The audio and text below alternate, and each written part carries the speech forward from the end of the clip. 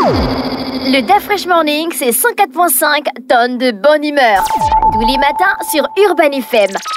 La meilleure radio de la capitale. La meilleure radio de la capitale. Vous êtes sur les 104.5 Urban FM, la station Urban en Jean-Paul. Bonjour. Bonjour d'Afrique. Comment tu vas ce matin? Ça va très bien. Il y a la forme? Oui. Le week-end s'est bien passé? Ouais, tranquille. Tu as regardé un nouveau film? Non, ce week-end, je n'ai pas... J'ai en fait, j'avais beaucoup de travaux de recherche personnelle à faire, donc c'est surtout ça là qui m'a accaparé, et puis aussi des petites occupations familiales personnelles. D'accord, ok. L'actualité internationale, c'est chaud du côté entre l'Europe et les États-Unis. Oui, on en parlera à peine aujourd'hui. Je vais d'abord revenir sur la 38e conférence des chefs d'État et de gouvernement qui s'est tenue à Addis Abeba, capitale de l'Éthiopie, qui abrite le siège de l'Union africaine. Alors, il faut savoir qu'au menu des discussions des chefs d'État et de gouvernement, il y avait deux points essentiels. Le premier, c'était de trouver un successeur au président Faki Mahamat, qui est l'ancien président de la commission, qui avait déjà fait 2 mandats à la tête de cette institution, et donc il ne pouvait donc pas se présenter pour un 3e mandat.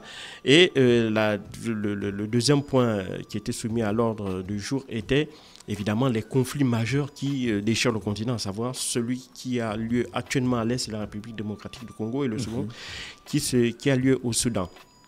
Alors il faut savoir que concernant le vote du successeur du président Moussa Faki Mahamat, c'est le Djiboutien Mahamadou Ali Youssouf qui devient le nouveau président de la Commission de l'Union africaine. Il faut savoir que ce dernier a été élu après 7 tours de scrutin. Il a remporté finalement face à l'ancien Premier ministre kenyan, Raila Odinga, qui était pourtant, selon certains pronostiqueurs, considéré comme le véritable, celui qui aurait toutes les chances de l'emporter. D'autant plus qu'il faut savoir que depuis près d'1 an que Raila Odinga avait affiché sa volonté d'occuper ce poste-là, sa candidature était soutenue par l'ensemble du gouvernement kenyan. Le président William Ruto lui-même en tête avait parfois pris son bâton de pèlerin pour faire le tour des capitales africaines, pour rencontrer les chefs d'État, ses homologues africains, pour leur demander de soutenir évidemment son poulain. Et manifestement, cela n'a pas suffi. Pourquoi ? Parce que le Djiboutien Mahamadou Ali Youssouf, âgé de 59 ans, a occupé un poste stratégique dans la diplomatie de son pays, puisqu'il a été, durant 20 ans, ministre des Affaires étrangères de Djibouti. Donc, déjà, c'est un diplomate de carrière qui connaît parfaitement les arcanes diplomatique et qui connaît très bien les couloirs du siège de l'Union africaine à Addis Abeba, puisque ce sont des couloirs qu'il arpente régulièrement chaque année. Et donc, c'est quelqu'un aussi qui, de mon point de vue, a bénéficié de deux autres facteurs, en dépit du fait qu'il connaît très bien la diplomatie. Le premier facteur, c'est le facteur de l'âge. Il faut savoir que lui n'est âgé que de 59 ans, alors que Raila Odinga est âgé de 80 ans. Donc, pour certains chefs d'État et de gouvernement et pour certains experts de l'Union africaine, ils estiment que les chefs d'État ont estimé que pour véritablement incarner cette jeunesse africaine, ils ne pouvaient pas prendre un candidat âgé de 80 ans, qu'ils considèrent à leurs yeux un peu trop âgé. Et puis, le deuxième facteur, c'est que donc ce premier facteur, à cause de l'âge, et pour eux, ils estiment donc que Mahamadou Ali Youssouf pourrait être le meilleur candidat parce qu'il avait non seulement l'âge, il a donc la capacité physique de pouvoir supporter la charge, parce qu'être président de la Commission de l'Union africaine, ça demande d'être beaucoup dans des déplacements dans des pays étrangers, participer à des sommets, des conférences, des réunions. Et donc pour eux, à 80 ans, c'était pas évident. Et puis le deuxième facteur qui a joué en faveur du candidat de Djibouti, c'est le fait qu'il soit un excellent polyglotte. Il parle couramment le français, l'anglais et l'arabe. Et lors de la grande session où les candidats étaient interrogés par les chefs d'État et de gouvernement, cette session avait eu lieu en décembre de l'année dernière, il était le seul à répondre directement aux chefs d'État et de gouvernement dans les langues auxquelles il s'adressait à lui, que ce soit en français, en anglais ou en arabe. Et ça a beaucoup impressionné certains chefs d'État et de gouvernement qui, de ce point de vue-là, ont accepté de porter sa candidature sur la scène. Il faut savoir qu'au 7e tour, sur les 49 pays votants, 33 ont voté en faveur du candidat djiboutien. Alors, il faut aussi savoir que les pays qui sont considérés comme étant des pays putschistes n'ont pas pu participer au vote. Donc le Gabon, en l'occurrence, n'a pas voté lors de l'élection du président de la commission. Ah bon? Oui, il n'a pas voté parce que c'est une transition. On est encore sous les sanctions de l'Union africaine. Et de même que les pays de l'AES, hein, le Niger, le Burkina Faso, le Mali, ces pays-là n'ont pas voté. Donc, de ce point de vue, on peut déjà dire que, évidemment, la campagne djiboutienne a été très, très efficace parce que, déjà, leur candidat connaissait très bien les arcanes. Il connaissait les réseaux aussi, hein, en dépit du fait que Raila Odinga avait quand même un carnet d'adresse bien fourni, mais il semblerait que la campagne faite par le candidat djiboutien ait été la plus efficace, et puis sa jeunesse et le fait qu'il soit polyglotte ont également joué en sa faveur, et donc ont fait que les chefs d'État et de gouvernement décident de porter sur lui leur choix. Et donc ça, c'est un nouvel échec pour Raila Odinga. Il faut savoir que l'ancien Premier ministre kenyan est quand même assez coutumier dans son long parcours politique de gros échecs en matière de politique. Il a échoué 3 fois à l'élection présidentielle, et là il échoue 3 fois à l'élection présidentielle au Kenya, et là il échoue pour ça la première fois à participer à l'élection du président de la Commission de l'Union africaine. Et donc ce jeune, le nouveau président de la Commission de l'Union africaine va avoir de gros dossiers sur sa table, et notamment les 2 épineux dossiers qui vont constituer le deuxième point abordé par les chefs d'État et de gouvernement lors de cette 38e conférence de l'Union africaine, c'est les questions des conflits à l'est de la République démocratique du Congo et au Soudan. Dans les 2 cas, le conflit s'intensifie avec des risques de régionalisation, surtout en ce qui concerne le conflit à l'est de la République du Congo. Il faut savoir que depuis le week-end dernier, donc depuis samedi, le 15 février, des troupes du M23 seraient rentrées dans la capitale du Sud Kivu, donc Bukavu, montrant ainsi qu'ils ont l'intention donc d'élargir, si vous voulez, les territoires conquis à l'est de la République du Congo. Et donc cette incursion, cette fois-ci dans le Sud Kivu, n'a fait que raviver la colère de Kinshasa, qui, au cours des discussions à huis clos qui se sont tenues entre les chefs d'État et le gouvernement, n'ont cessé de demander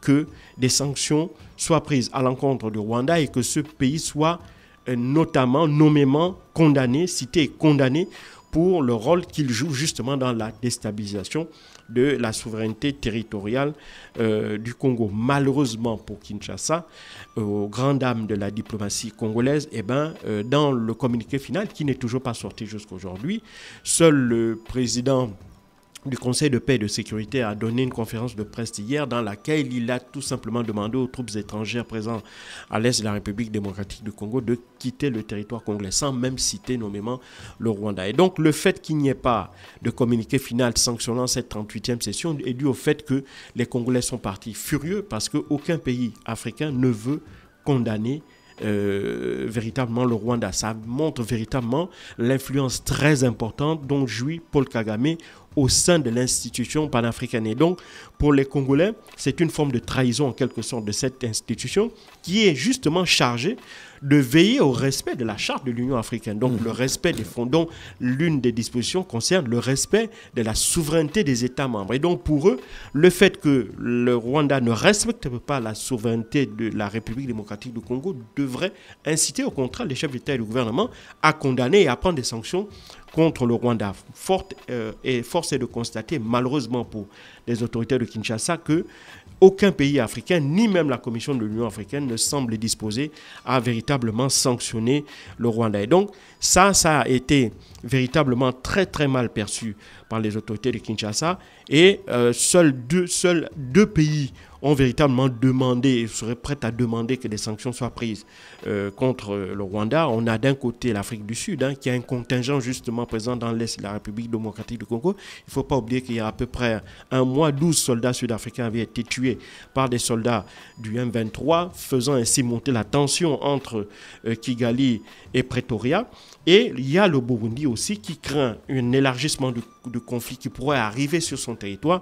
Et donc, pour eux, les Burundais considèrent que Paul Kagame est responsable de l'instabilité qui est en train de grandir dans la région. Et donc, Pour eux, il serait temps donc que l'Union africaine, que la communauté internationale prenne des sanctions contre le Rwanda. Malheureusement, ces 3 pays ont vu leur position être carrément ignorée par le reste des participants, et donc on n'a pas assisté nommément à une prise de sanctions à l'égard du Rwanda. Concernant le Soudan, les choses aussi ne sont pas mieux. Il faut savoir que depuis la chute de Mohamed El-Béchir en 2021, ce pays est en conflit depuis quasiment 2023, avec d'un côté les forces de soutien rapide et de l'autre l'armée régulière soudanaise.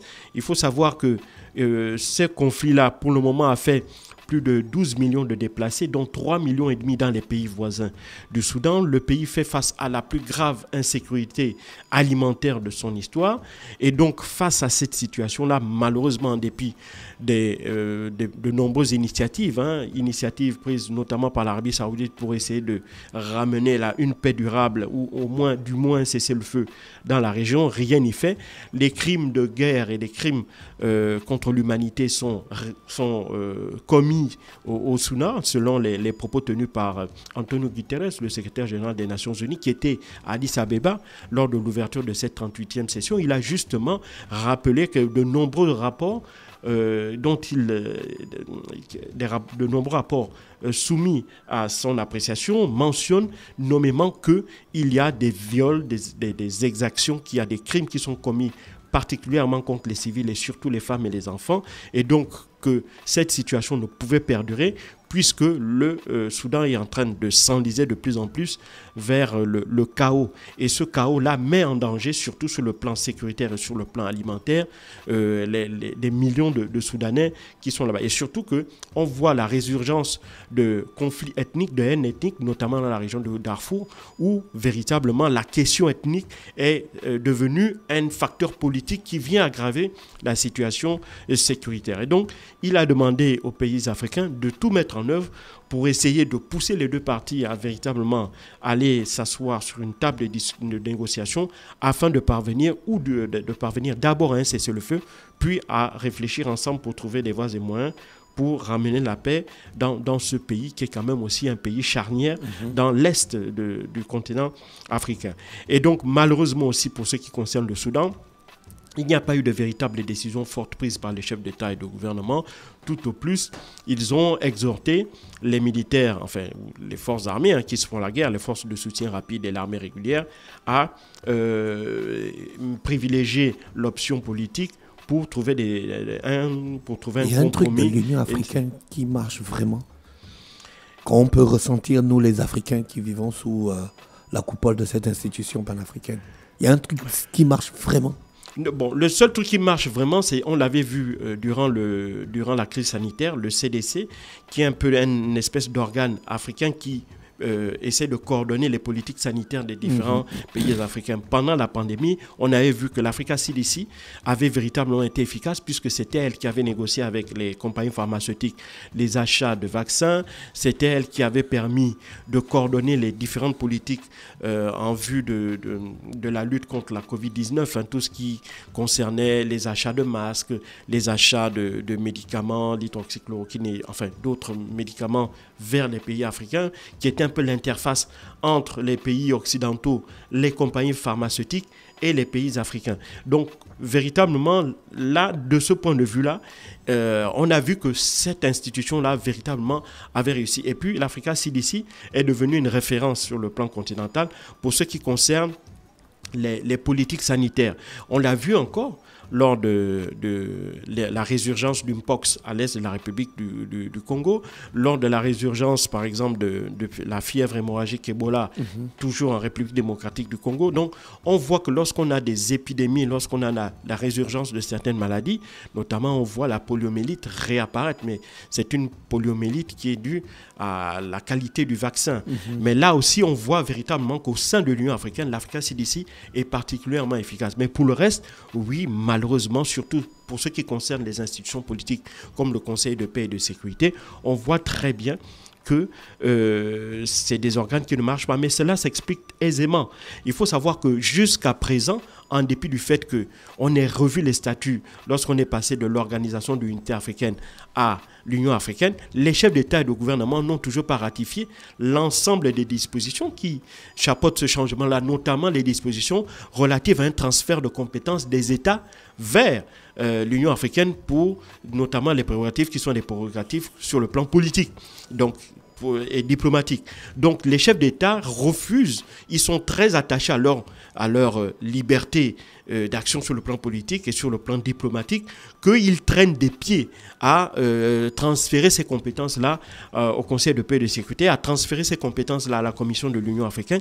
Et donc, c'est ce qui explique que cette dernière, malheureusement, continue à avoir d'énormes difficultés pour pouvoir faire face à la résolution de conflits, comme c'est le cas au Soudan, en République démocratique du Congo. D'autant plus que ces chefs d'État-là sont encore beaucoup plus réticents depuis l'arrivée et le retour de Donald Trump à la Maison-Blanche, parce que, évidemment, ils considèrent qu'avec le durcissement de la position de Donald Trump, ou le durcissement des États-Unis vis-à-vis du continent africain, il faut savoir, par exemple, pour la lutte contre l'immigration illégale, les États-Unis ont déjà fait savoir qu'ils renverraient vers les pays d'origine tous ceux qui sont entrés illégalement sur le territoire américain, et ils n'hésitent pas à taper des points sur la table pour contraindre les pays à recevoir leurs ressortissants. Ils l'ont fait avec les pays d'Amérique latine. La Colombie et le Venezuela ont accepté, après que les Américains aient menacé de sanctions économiques ces gouvernements-là, aient accepté de récupérer leurs ressortissants. Et donc, on a vu les images de Colombiens, de Vénézuéliens embarqués dans des avions militaires américains et envoyés vers leur pays d'origine. Donc, les Africains ont particulièrement peur, et donc ils se disent que transférer ces compétences-là à l'Union africaine, une organisation dont ils n'ont pas confiance absolument, et puis il y a aussi derrière le fait qu'ils sont jaloux de leurs prérogatives et ils n'entendent toujours pas les transférer vers Addis Abeba. Donc pour moi, ce sont ces raisons-là qui expliquent en très grande partie l'inaction de la Commission africaine face à des enjeux politiques et diplomatiques auxquels elle fait face. Et je ne pense pas que le grand avantage peut-être du nouveau président Mahamadou Ali Youssouf, c'est comme il connaît les chefs d'État et de gouvernement, ça fait 20 ans qu'il fait ce métier-là, qu'il est dans les arcanes de la diplomatie et de la politique, peut-être qu'il va user de son expérience pour essayer de trouver les moyens pour essayer d'avoir l'appui des chefs d'État dans les différentes politiques qu'il entend mettre en œuvre. Et surtout, qu'à la différence de Raila Odinga, il ne vient pas pour donner un coup de pied dans la fourmilière. Raila Odinga venait avec des prétentions de véritablement transformer une fois de plus l'organisation. Et comme lui, Raila Odinga, c'était un ancien Premier ministre, donc il n'a absolument aucun complexe à parler avec les chefs d'État, ce qui n'est pas le cas de Mahamadou Ali Youssouf, qui n'a été que ministre des Affaires étrangères. Donc lui, il n'aura pas cette même liberté de ton vis-à-vis des chefs d'État et de gouvernement qu'aurait pu avoir Raila Odinga s'il occupait ce poste-là.